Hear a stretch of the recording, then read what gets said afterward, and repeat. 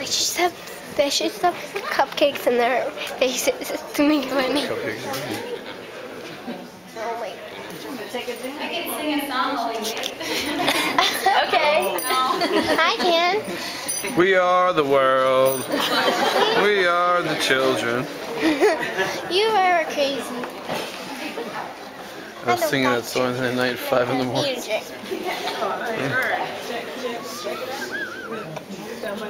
Yeah. Come on. I love chicken. Brown chicken, brown cow. Hi. Alright, hold on.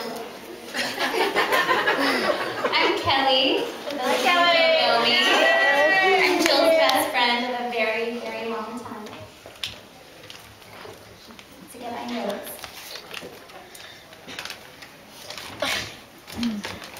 Alright, so I've been dreaming about this toast for some time now, and I have thought of story after story, and the most memorable ones all seem to involve things that Jill might kill me for saying, or Jill's parents, Deb and Dan, might kill us for doing. And after all, this is a toast, not a roast. So, from her very old best friend to her new very best friend, I have for you, Zane, some advice for the proper care and feeding of Miss Jill and Zane. 1. Be prepared to lose total control of the remote. Already there. Plan to spend your nights watching 90210 reruns and reality TV. 2. When Jill's having a rough day or just plain down and out, I have 3 words for you. Bread and cheese. Cheese? Any combination will suffice. It's her favorite. 3. Jill will ask you to rub her feet, but be prepared to rub them night after night and never get anything in return. I know this from experience. 4. Jill's childhood pets were a stand-in for the sibling she never had. Sorry, Deb. She may show more affection to the dog and cat than she will to you. It's not that she doesn't love you, it's just that she loves them more. And lastly, know how incredible your life will be sharing with such an amazing woman. And understand how lucky you are that she chose you as her very best friend. To Jill, I say congratulations on finally finding a man with bragging about. I love you, Zane. To Zane, I say congratulations. Be good to her, or you have me to deal with. The second thought, you have me to deal with no matter what. To both of you, I say welcome to this new and exciting chapter of your life. May your love strengthen and sustain, as I know it will. May it continue to inspire and comfort those that surround you. I love you.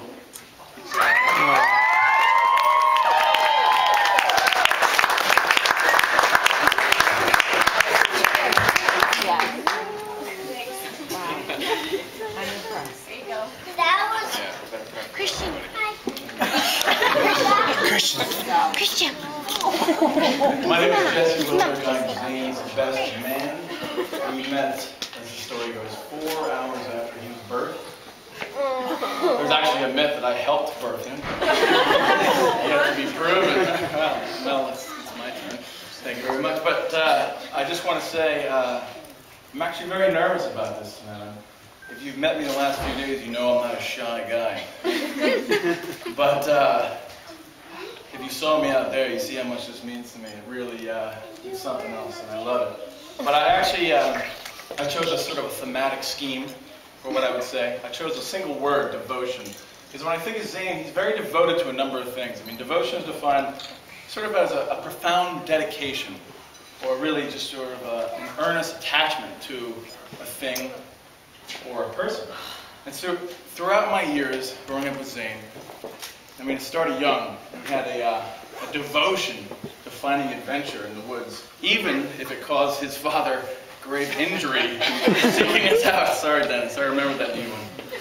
He could only find his way home. We were never good with compasses. But, you know, for Zane, it's also been about a number of little devotions. Zane as a young man was devoted to milk. Unlike any other human being I've ever seen, Zane drank milk like he was going out of style, and he wanted every little last drop. And to the point where, when we were youthful, we were playing on some swing sets, and to my mother's horror, Zane flew off and broke both his arms. And I was convinced at the early age of 10 that he had drank so much milk, his bones were soggy. That's devotion, my friend. He was also devoted to Trinity Pauling, a high school that he and I went to, and Tim went to. And the reason he was devoted is that this school did not really accept Zane, and he didn't really buy into it either. But he was sort of devoted to good friends who implored him to stick with it and fight through it. And I think he was better off for it, regardless of whether or not they wanted him there. He sure as hell did. Much to the chagrin of his parents, he was also very devoted to amateur race car driving. If you knew Zane in his early years, he was, you could say, a shitty driver. How many times did you crash a car, Zane? Only once. It was my fault. The answer is more than once. Leave it at that. Very devoted. You kept on trying. Just never got better. He's also been devoted to animals, and that's also something I've always loved. I mean, you know, we've got Yankee and Charlie, which is a wonderful thing, but, you know, some of you may not know, he also trains seeing eye dogs, and I'll never forget visiting him at Hartwick. He was training this dog, Crusoe, and I was just so astounded by the skill with which he'd work with this dog that we would walk around the apartment, and Crusoe would lie down, and no matter where Zane went, Crusoe's eyes would follow Zane every single place he walked. True devotion from Zane to the dog. I mean, it was really amazing. Beautiful thing. Now for Zane's true devotion, a familial devotion. The New York Yankees!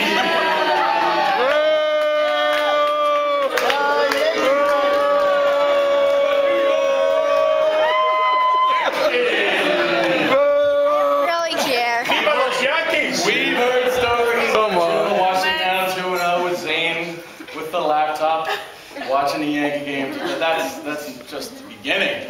Weeks ago, see Randy Johnson pitch and grow out mustaches, and this predates the Giambi stash. Progenitors, huh? Devotion. I also have to say, I've met some wonderful people from New England. Despite your misguided sports sensibilities, terribly misguided, you just need to know that Zane's devotion truly disallows him from ever really liking you.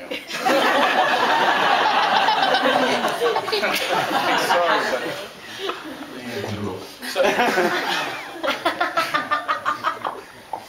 back to what Jill's father spoke about earlier. It's also a devotion to work. And really, I mean, this always astounded me. This was sort of a difference Zane and I would discuss over the years. It was a devotion to others. And it's something that I marveled at because I can be a bit selfish. I heard that. Very funny.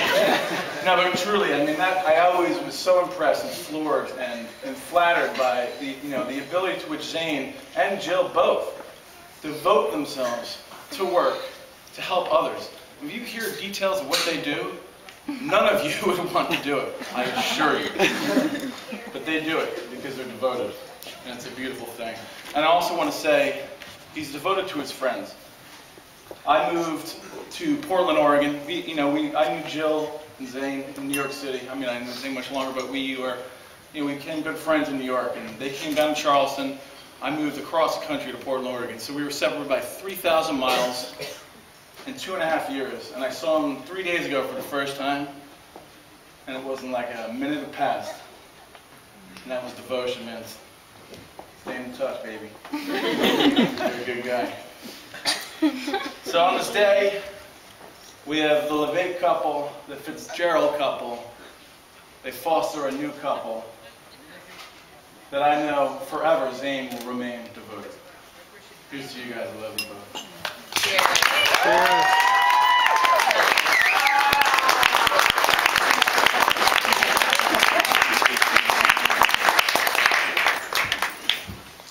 You got that, didn't you?